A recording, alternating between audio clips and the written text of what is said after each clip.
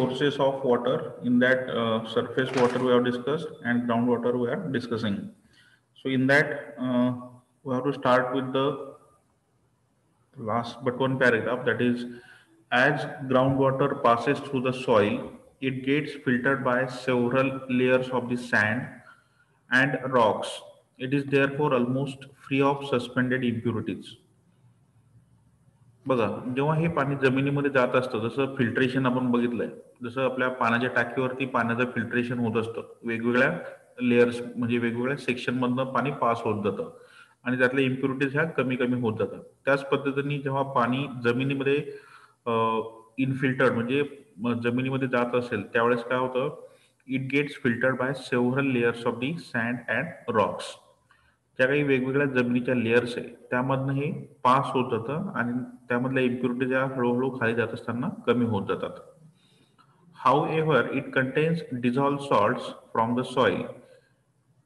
It may also contain germs. Groundwater can be obtained by digging wells or by sinking tube wells to reach water table. Deep groundwater is usually safe for drinking. यामध्ये बघा, पाणी जेव्हा इनफिल्टर्ड होत असेल त्यावेळेस सुद्धा जे काही त्यातले डिझॉल्व जमिनीमध्ये जे काही सॉल्ट्स असतात ते त्या पाण्यामध्ये मिक्स होत राहतात. त्यामुळे प्रत्येक ठिकाणची पाण्याची जी टेस्ट असेल ती थोड्याफार प्रमाणात बदललेली जाणवते. तुम्ही जर का विहिरीचं पाणी टेस्ट केलं असेल तर तुम्हाला तो फरक जाणवू शकतो. प्रत्येक ठिकाणी पाण्याचं जे काही क्षार जे म्हणतो आपण ते वेगवेगळे असतात. Minerals vary from place to place. Then this groundwater can be, असं म्हणता येईल किंवा this is safe for drinking because it is not contaminated. जे काही सरफेस वरचं वॉटर आहे, हे जे सरफेस वॉटर असेल हे भरपूर वेगवेगळ्या पद्धतीने कंटॅमिनेट होत राहतं, म्हणजे by human beings, then in industrial uses. तर या सगळ्या कारणांमुळं हे जे पाणी आहे हे दूषित होत राहतं त्या ठिकाणी. It will get polluted. परंतु जे काही जमिनीच्या आतलं पाणी असेल ते बऱ्यापैकी सेफ राहतं. So that's why it is said that deep groundwater is usually safe for drinking. Then the groundwater may run along the surface of non-porous rock and come out of the surface at some places from to form a natural spring. बघा, हे जे जमिनीमधलं पाणी असेल हे काही ठिकाणी तुम्ही बघितलं असेल जमिनीमध्ये कधी कधी असे झरे फुटलेले दिसतात आपल्याला. That is called as the natural spring. So this water is come out on this earth in the form of natural spring. म्हणजे छोट्या मोठ्या झऱ्यांच्या स्वरूपात हे जे जमिनीच्या आतलं पाणी असेल ते सुद्धा कधी कधी बाहेर पडत असतं. That is called as the spring water. त्यामुळे त्यांनी ऍडिशनल इन्फॉर्मेशन मध्ये दोन टर्म दिलेले आहेत, अनकन्फाइंड ॲक्विफायर अँड कन्फाइंड ॲक्विफायर्स. बघा, what is mean by unconfined?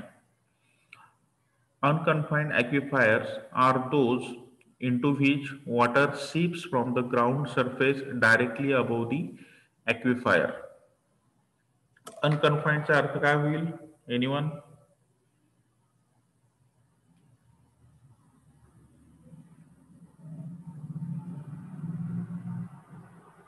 Sir, जे ॲक्विफायर केलेलं नसतं ते. ॲक्विफायर म्हणजे काय सर? शुद्ध म्हणजे प्युअर नाही केलेलं असतं. ॲक्विफायरचा अर्थ मी हा सांगितलेला आहे का? हा सांगा. Sir, the rainwater that is collected in an empty space and poured by the layers of rock, it is known as aquifer. बघा, जमिनीच्या आतमध्ये जे काही रॉक्स खडक असतात त्याच्या आतमध्ये कधी काही एम्प्टी स्पेसेस असतात, तर त्यामध्ये हे जे पाणी असेल ते जमा होत राहतं. That is called as the aquifer. आता त्याला दोन पद्धतीने डिफाईन केलेलं आहे, unconfined and confined. So if the groundwater is in direct contact with the atmosphere through the open pore or spaces of soil or rock, then it is called as the unconfined.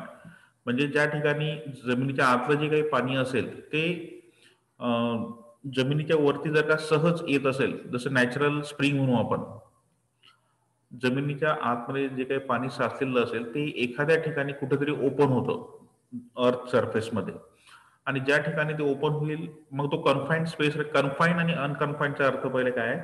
अनकन्फाईन्ड जसं तुम्ही एखाद्या एका room मध्ये आहात, that is called as the confined space.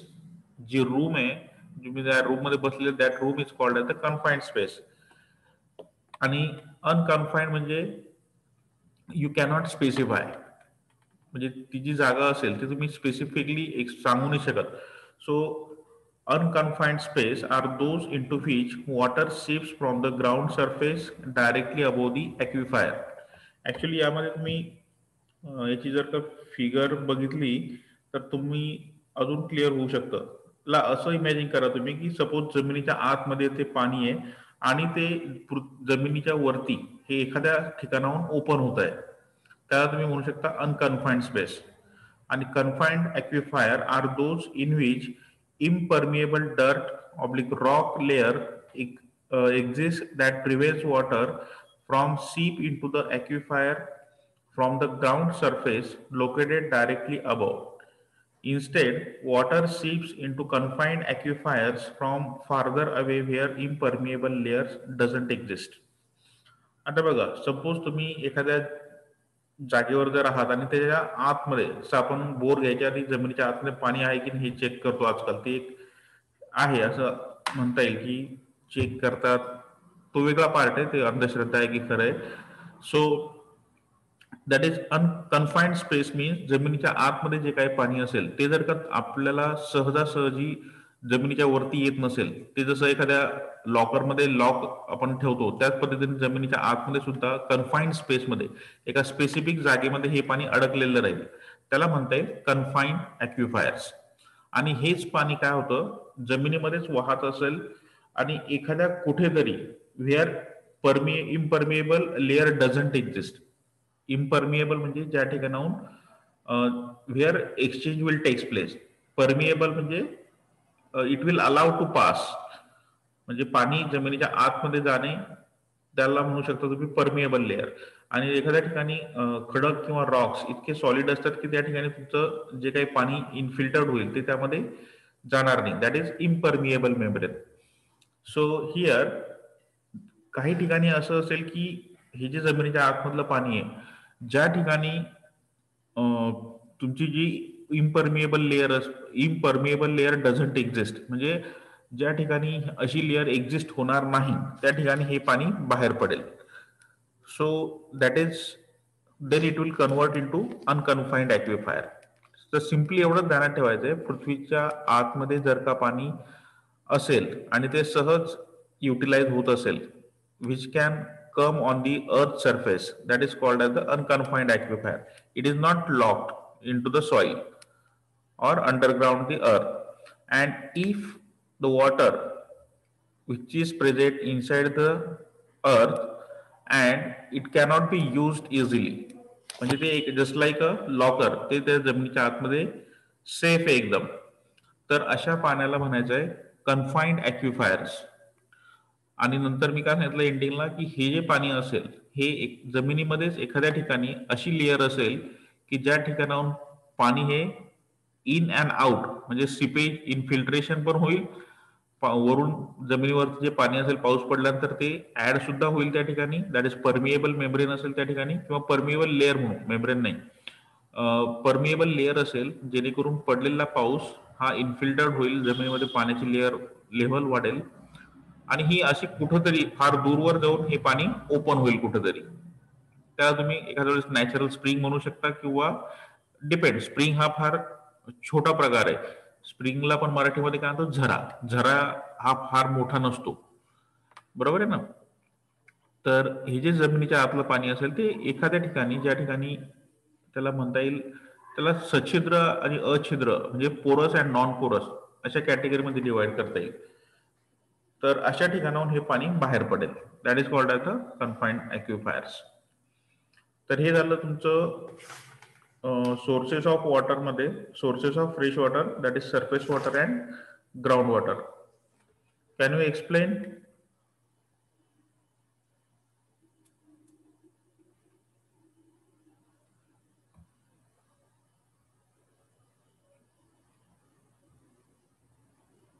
हा, Gauri Lakde. Yes, sir.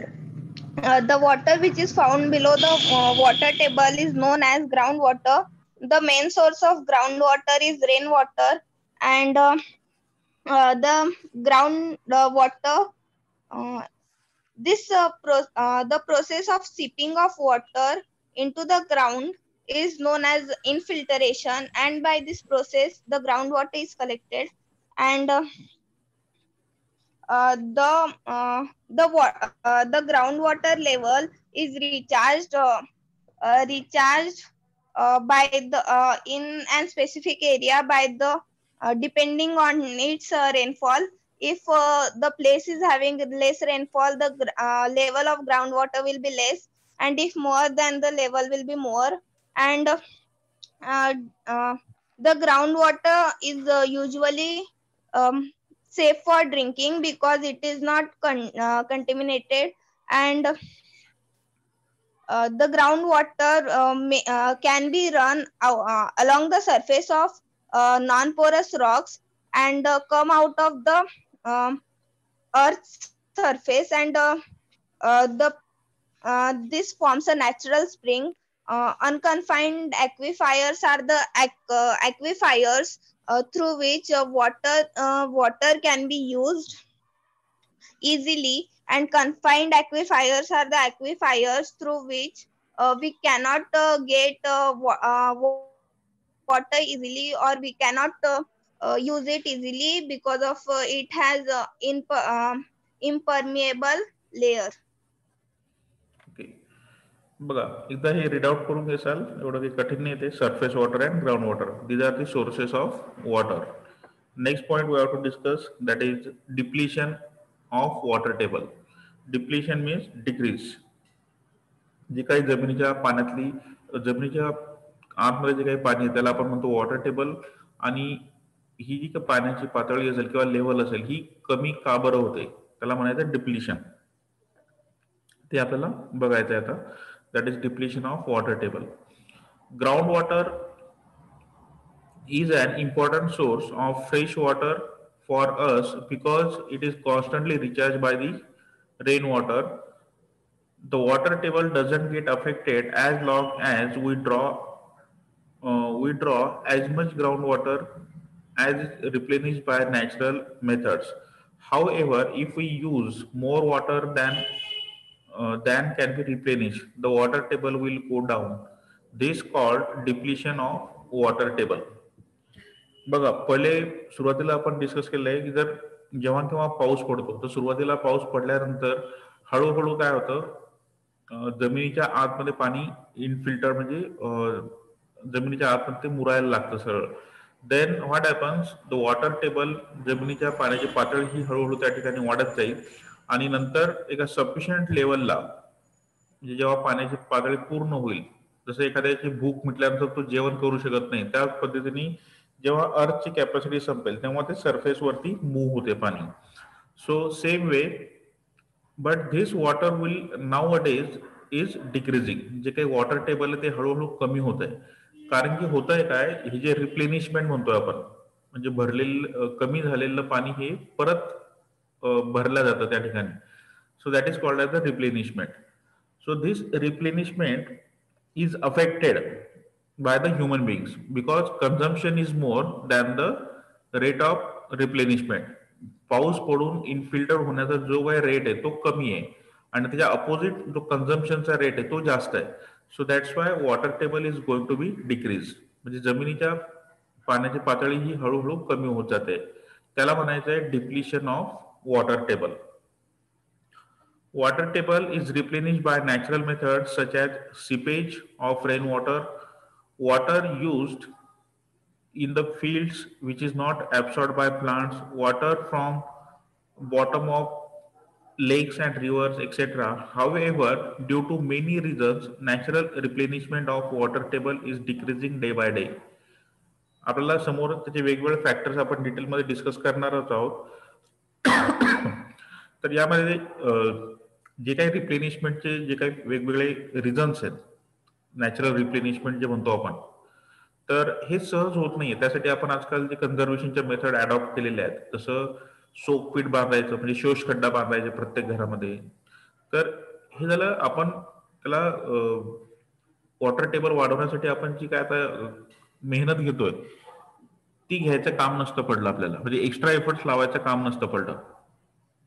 So increase in population, industrial and agricultural activities, scanty rainfall, deforestation, decrease in effective area for seepage of water are some common factors affecting the water table. त्याने काही list दिली या ठिकाणी की obviously सगळ्यात महत्वाचं reason काय असेल, पॉप्युलेशन. जेवढी जास्त लोकसंख्या असेल तेवढं कन्झम्पशन जास्त असेल.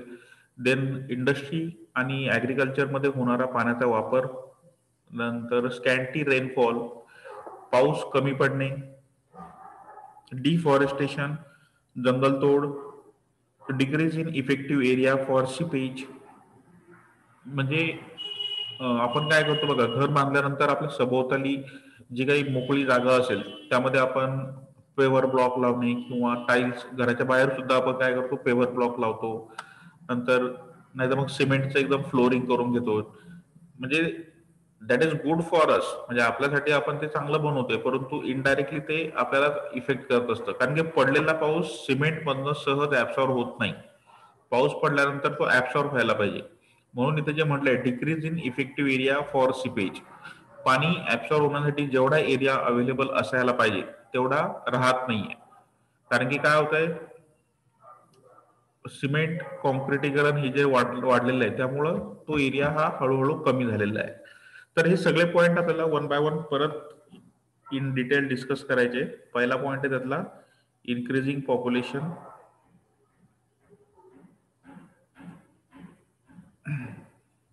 बघा पहिला, as our population increases we need more water for drinking, washing, cooking, cleaning, etc.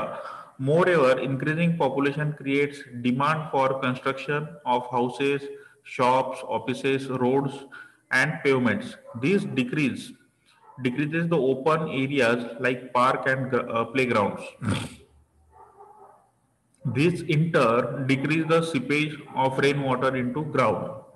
It is because the paved floor, that is called as pakka floor doesn't allow water to seep in easily, whereas water on grass lawn seeps through in no time. आपण सुरुवातीला discuss केलंय, जशी जशी population वाढते, population वाढल्यानंतर राहण्यासाठी घराची demand वाढेल. घरांची डिमांड वाढली म्हणजे तुमचे डेली ऍक्टिव्हिटी मध्ये जे काही पाणी लागतं आपल्याला, ड्रिंकिंग, वॉशिंग, कुकिंग, क्लिनिंग, या सगळ्या ऍक्टिव्हिटीसाठी आपल्याला पाण्याचं कन्झम्पशन सुद्धा वाढेल. त्यानंतर इन्क्रीजिंग पॉप्युलेशन असल्यामुळं घरं बांधण्याचा रेट सुद्धा वाढलेला असेल. त्यामुळे शॉप, ऑफिस, ह्या सगळ्या गोष्टी डिमांड जशी वाढते तसं तसं आपण डेव्हलपमेंट करत असतो. So this decreases open areas. आता ऑब्व्हियसली पहिले जर आपल्याच बुलढाण्यामध्ये तुम्ही विचार केला तर भरपूर एरिया हा खाली होता. म्हणजे आपला बुलढाणा आजकाल तुम्ही जर विचार केला तर आपण चिखली साईडलाही भरपूर वाढलोय. नंतर इकडे हे जे खालचे गाव आहे नाक्याच्या साईडला हे सुद्धा आपल्याला अटॅच झालेत. जे खेडे गाव आहेत आपल्या आजूबाजूचे हे जस्ट म्हणजे आपल्या शहराचा एक पार्ट झालेले आहे हळूहळू. कारण की आपली वस्ती ही इथपर्यंत एक्सटेंड झालेली आहे. असं प्रत्येक शहरामध्ये. तर यामुळं काय होतंय की पाण्याचं कन्झम्पशनही वाढलेलं आहे, त्यामुळे कन्स्ट्रक्शन सुद्धा वाढलेलं आहे. ते वाढल्यामुळं जे काही ओपन स्पेसेस होत्या पहिले, जे काही मोठे मोठे ग्राउंड होते, त्या मोठ्या मोठ्या ग्राउंड मध्ये सुद्धा कन्स्ट्रक्शन झाले. त्यामुळे तिथं पडलेला पाऊस पहिले सहज ऍब्सॉर्ब व्हायचा, परंतु आता काय झालंय, पाऊस पडल्यानंतर तो ऍब्सॉर्ब होत नाही. कारण की तिथे सगळ्या ठिकाणी एकदम जे आपण म्हटलंय पेव्ड फ्लॉवर किंवा पक्का फ्लोअर, तर हे त्या ठिकाणी असल्यामुळं पाणी जमिनीमध्ये ऍब्सॉर्ब होणार नाही. सो त्याच्यामुळे जे काही पाणी इनफिल्टर होण्याचा जो रेट आहे तो कमी होईल आणि जमिनीमधल्या पाण्याची पातळी ही परत त्या ठिकाणी कमी होईल. So construction itself uses a lot of water, most of it being groundwater. Thus, rising population leads to an increasing consumption of and at the same time decrease in seepage of water into the ground. म्हणजे increasing population हे दोन प्रकारे कारणीभूत आहे बघा. म्हणजे सिपेजचा जो rate आहे, पाणी ऍब्सॉर्ब होण्याचा जो रेट आहे जमिनीमध्ये, तो सुद्धा ते अफेक्ट करतं. आणि दुसरा रेट जे म्हटलं त्यांनी, कन्झम्पशन सुद्धा वाढत आहे. आणि ऑब्व्हियसली तुम्हाला हेही माहिती आहे की घर बांधत असताना पाणी भरपूर लागत असतं. म्हणजे इनडायरेक्टली आपण construction of houses, construction itself uses a lot of water. प्रत्येक घर बांधत असताना तुम्हाला भरपूर पाणी त्या ठिकाणी लागत असतं. म्हणजे तो सुद्धा एक प्रकारचा पाण्याचं कन्झम्पशन सुद्धा त्या ठिकाणी वाढलेलं असेल बिकॉज ऑफ इन्क्रीजिंग पॉप्युलेशन. हा त्याला पहिला पॉइंट. Growing industrialisation. बघा, almost all industries uses water. As the number of industries increase, so does the consumption of water. Most of this water is drawn from groundwater. जेवढ्यात जास्त industry वाढतील तेवढ्यात जास्त consumption rate सुद्धा या ठिकाणी वाढेल.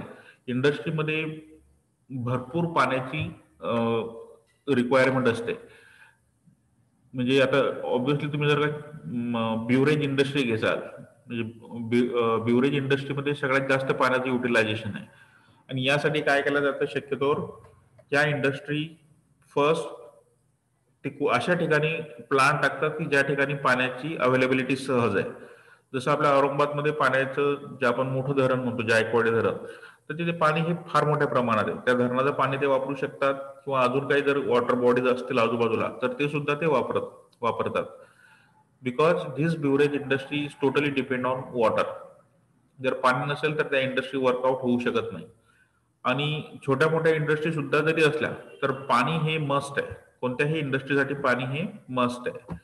So this industrialisation is also affect the seepage of water. Utilisation वाढतं आणि इन्फिल्ट्रेशन सुद्धा त्या ठिकाणी कमी होतं. हे झालं second point. Next, agricultural activities. शेतीमध्ये बघा, as population rises, so does the demand for food, causing an increase in agricultural activity. Therefore, our need for water for irrigation increases. Indian farmers depend on rainfall for irrigation their crops. याचा सगळा जो ultimate जो link देतात हे सगळे points ते आहेत population. या ठिकाणी सुद्धा जशी जशी पॉप्युलेशन वाढते तसं तसं शेतामधून तयार होणारा माल किंवा धान्य जे असेल ते सुद्धा आपल्याला जास्त प्रमाणात लागेल. जेवढी जास्त population, it will increase the demand for food. So for that purpose आपलं जे काही शेतीचं उत्पन्न आहे ते सुद्धा त्या ठिकाणी वाढवावं लागतं.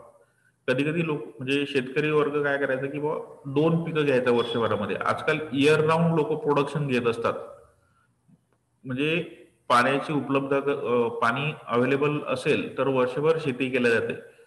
तर त्यामध्ये विहिरी बांधणे किंवा बोर घेणे किंवा आजूबाजूला जर काही वॉटर बॉडीज असेल ते पाणी वापरणे, यामुळे काय होतं, जमिनी भरपूर पाणी हे वापरलं जातं जेणेकरून आपलं प्रोडक्शन त्या ठिकाणी वाढेल.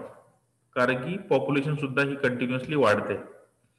आणि आपला जो इंडियन फार्मर आहे तो शक्यतोवर आपलं पावसाच्या पाण्यावरच तो बऱ्यापैकी डिपेंड असतो.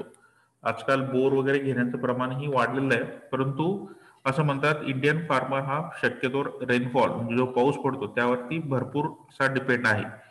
But most of the times the rainfall is insufficient. In such cases, farmer uses underground water from the well, tube well, canals. This leads a major downfall in the level of the water table.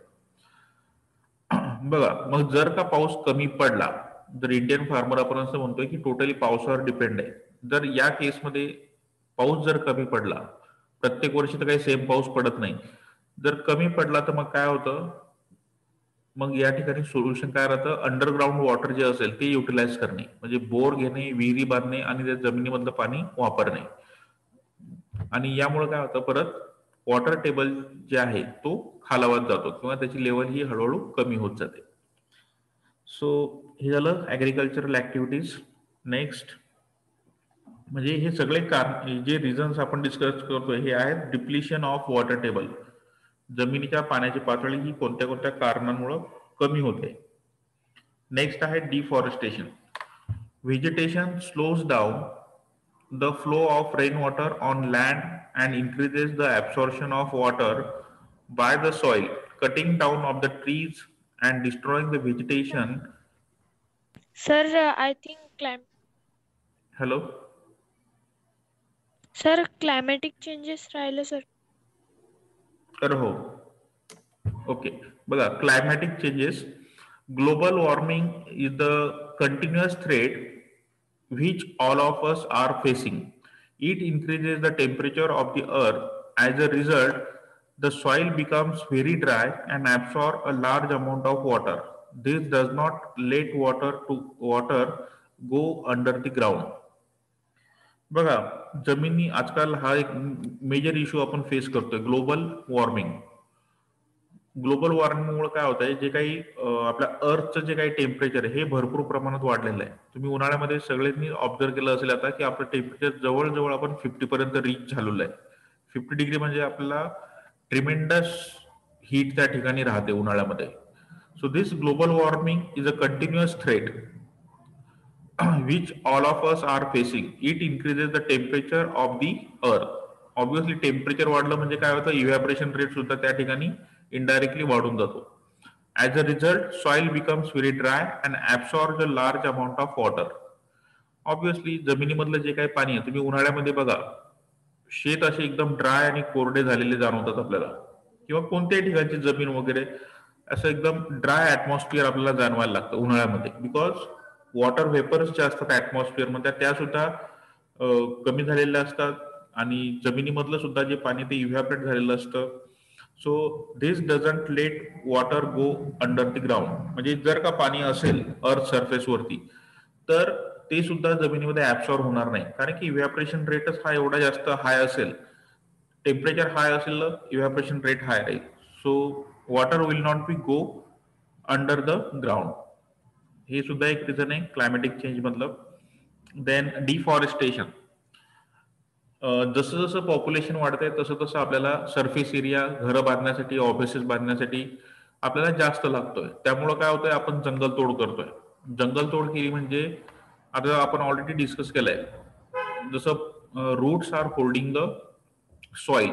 जमीन म्हणजे जे काही मुळं वगैरे असतात ते जमीन घट्ट पकडून ठेवू शकतात आणि त्याच्यासोबत जे काही पाणी वगैरे असेल ते सुद्धा बऱ्यापैकी, नाही तर काय होतं, इमिजिएटली पाणी फ्लो होऊन जातं, त्याला रेजिस्टन्सच राहत नाही त्या ठिकाणी. So vegetation slows down the flow of rain water on land and increases the absorption of water. ही पहिली लाईन फार महत्वाची आहे.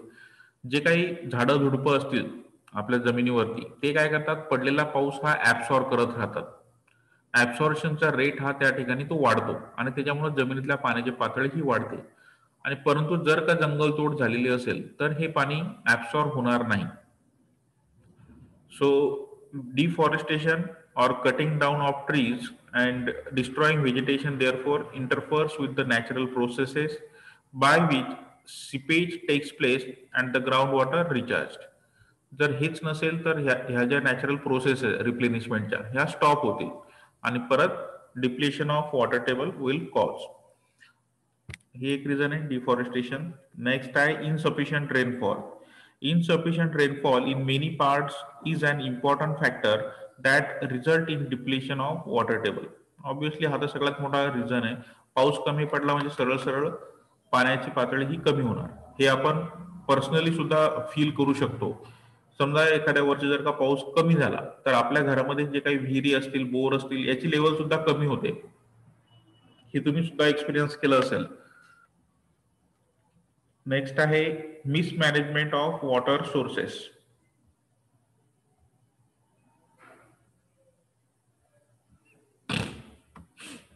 बघा, a regular supply of water is provided by a well planned pipe system. When the civic authorities supply water through pipes, not all of it may reach destination. A large number of water supply pipes are usually found leaking and lot of water gushing out of the pipes. It is responsibility of the civic authorities to prevent such wastage of precious water. हे तुम्ही सगळ्यांनी experience केलं असेल. आपल्या घरामध्ये जे काही नळ येतात तर ते त्यासाठी एक वेल डेव्हलप्ड पाईपलाईन आपल्या शहरामध्ये असते, जेणेकरून प्रत्येकाच्या घरापर्यंत हे पाणी डिस्ट्रीब्यूट झालं असेल. म्हणजे dam to city for cleaning purpose, आणि क्लिनिंग झाल्यानंतर ते प्रत्येकाच्या घरापर्यंत रीच करण्यासाठी आपण वेगवेगळ्या पाइपिंग सिस्टीम त्या ठिकाणी लावलेल्या असतात आणि त्या ठिकाणी वेगवेगळे व्हॉल्व्ह सुद्धा शहरामध्ये लावलेले असतात जेणेकरून पाण्याचा फ्लो हा मेंटेन होईल. परंतु तुम्ही हे सुद्धा ऑब्झर्व केलं असेल की भरपूर ठिकाणी हे जे वॉल असतात हे लीक असतात आणि त्या ठिकाणाहून भरपूर असं पाणी हे वेस्ट जात असतं, कंटिन्युअसली जात असतं. वर्षभर 24/7 हे पाणी कंटिन्युअसली वाहत राहतं. तुम्ही बघितलं असेल आपल्या सहकार शाळेजवळ एक नळ आहे, म्हणजे एक मोठा व्हॉल्व आहे, त्या ठिकाणी 2 व्हॉल्व आहे त्या साईडला. म्हणजे त्या ठिकाणी कंटिन्युअसली पाणी हे वाया जात असतं, कंटिन्युअसली. तुम्ही वर्षभरही बघा तर जिथे ती शाळा स्टार्ट होते त्या ठिकाणी एक हॉल आहे, तिथं भरपूर लोक नेहमी तिथे गाड्या म्हणजे हे जे आपल्या ज्या काही गाड्या मोठ्या मोठ्या व्हेकल्स आहे तर ते वॉश करत असतात, ट्रक वगैरे असतील तर त्या हे जे आहे ही सिस्टीम म्हणजे मिसमॅनेजमेंट आहे एक प्रकारे, मिसमॅनेजमेंट ऑफ वॉटर रिसोर्सेस. तर हे सगळे जे काही लिकिंग आहे हे व्यवस्थित करायला पाहिजे जेणेकरून पाणी हे वाया जाणार नाही त्या ठिकाणी. Mismanagement of wastage may takes place at the level of individuals also. All of us knowingly or unknowingly waste water while brushing teeth, shaving, bathing, washing, and during many other activities. Leaking tap is another source of huge water wastage. दुसरा point त्यांनी असं दिला मिसमॅनेजमेंटचा personal लेवलवरती हा, म्हणजे आपले प्रत्येक जण आपण जेव्हा आपले डेली रुटीन शेड्यूल फॉलो करत असतो, ब्रशिंग असेल, शेविंग असेल, टॉयलेटला गेल्यानंतर भरपूर पाणी वेस्ट, म्हणजे क्लिनिंग मस्ट आहे परंतु इतकंही नको की तुमचं एक्सेस पाणी तुम्ही फ्लश करताय. So flushing we have to reduce. नंतर ब्रशिंग करताना, शेविंग करताना, बाथिंग करताना पाणी कमीत कमी जेवढे रिक्वायरमेंट आहे तेवढंच वापरायला पाहिजे. तर या ठिकाणी काय होतं, पाणी जर अवेलेबल असेल तर लोक भरपूर पाणी हे युटिलाइज करत राहतात. आणि दुसरं एक अजून दिलंय लिकिंग टॅप्स. प्रत्येकाच्या घरामध्ये कधी ना कधी हा प्रॉब्लेम नेहमी आपण फेस करतो की आजकाल सगळ्यांच्या घरामध्ये भरपूर ठिकाणी नळ असतात. म्हणजे बाथरूम मध्ये गेलं तरी नळ आहे, 2-3 शॉवर, म्हणजे शॉवरचा नळ वेगळा, फ्लश साठी वेगळा, घराच्या आजूबाजूला नळ असतात, म्हणजे किचन मध्ये सुद्धा बेसिन मध्ये नळ आहे. इतके नळ असल्यामुळे काय होतं, त्या एवढ्यामध्ये एक तरी नळ हा लीक असतो आणि आपलं जे पाणी वाया जातं त्या ठिकाणी ते आपण कंट्रोल करत नाही शक्यतोवर. म्हणजे इमिजिएटली त्याला रिप्लेस करायचं, लिकिंग टॅप्स असतील तर ते होत नाही. तर हे ऍक्टिव्हली आपण रिप्लेस करायला पाहिजे. म्हणजे आपल्या घरामधलं जरी आपण काळजी घेतली तरी भरपूर मोठी जी काही मिसमॅनेजमेंट म्हणतो आपण ते अवॉइड करू शकतो. So these are the various points which causes depletion of water table. Point सगळे सोपे होते, हे तुम्हालाही समजले असतीलच सगळ्यांना. एक ऍक्टिव्हिटी दिलेली आहे, पॉसिबल नाही तुम्हाला ऍक्टिव्हिटी आपल्या शहरामध्ये करणं. Note down the names of some industries familiar to you. Make a list of the products obtained from these industries and used in our daily life. त्यांनी ऍक्च्युली काही इंडस्ट्रीचा तुम्हाला, ज्या तुम्ही इंडस्ट्रीज ओळखतात आपल्या शहरामध्ये किंवा आजूबाजूला असतील अशा, आणि त्यांचं कोणतं प्रोडक्ट आहे, म्हणजे ते काय बनवतात त्यांच्या कंपन्यांमध्ये, ते तुम्हाला चेक करायचं आहे. सर पार्लेजी. हा, मग तुला खामगावला जावं लागेल त्यासाठी. Make a list of products obtained from these industries and use in our daily life. Search from internet how much water is being consume. हा, तुम्ही नेटचा यूज करू शकता. Search from the internet how much water is being consumed in the manufacturing of these products. म्हणजे यांच्या product formation मध्ये किंवा प्रत्येक industry हे किती पाणी यूज करते हे तुम्हाला with the help of net you can check. How does it affect the water table? आणि याचा संबंध वॉटर टेबल सोबत कसा आहे ते सुद्धा तुम्ही चेक करा. Discuss with your friends how can you reduce the use of such products and find an alternative that may help in water conservation. तर असे ज्या काही इंडस्ट्री आहेत तुमच्या आजूबाजूला ते चेक करायच्या सांगितल्या तुम्हाला, नाही तर नेटचा यूज करा. आणि कोणत्या मेथड तुम्ही वापरू शकता जेणेकरून हे जे असे जर प्रोडक्ट असतील तुम्ही ते अवॉइड करू शकता का यूज त्याचा. So discuss this with your friend and find out any other alternative for these products. बघा ही ऍक्टिव्हिटी तसं तुम्ही नेटवर रिसर्च करू शकता याचा. नेक्स्ट आपल्याकडे 1 मिनिट. नेक्स्ट आहे reducing quality of ground water. ठीक आहे, हे उद्या बघू आपण.